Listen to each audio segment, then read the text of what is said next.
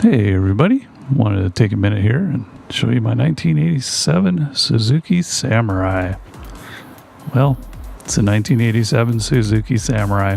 If you don't have one, get one. They're the shit.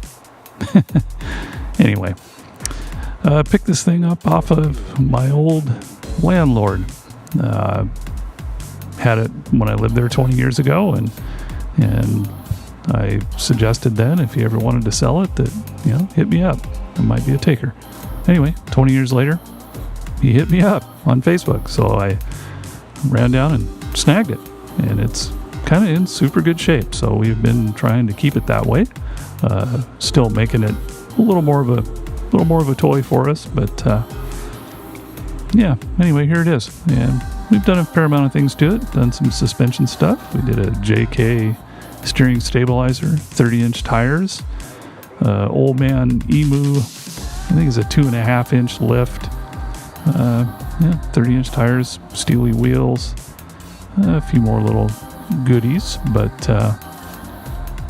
basically kind of a nice clean Samurai. Had to do a little folding in the lip there to make for a bit more clearance. We had a couple little rub issues. Old man Emu springs.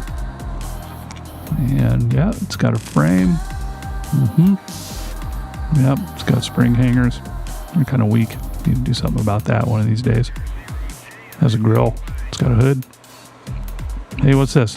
Hey, it's a 1.6 16 valve out of a sidekick and a Doug Thorley header. Basically a stock motor. Didn't do anything to it. Change the oil, new plugs, wires, dumped it in. New clutch, new throw-out bearing pressure plate, hoses.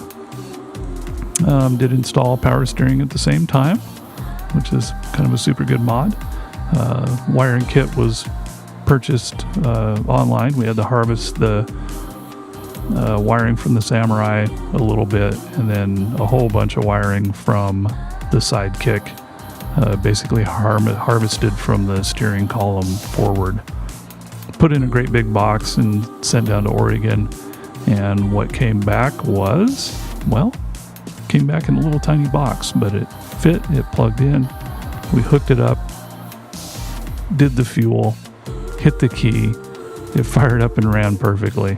Highly recommend going that route if you're not a wiring guy and don't have the time or inclination to do it.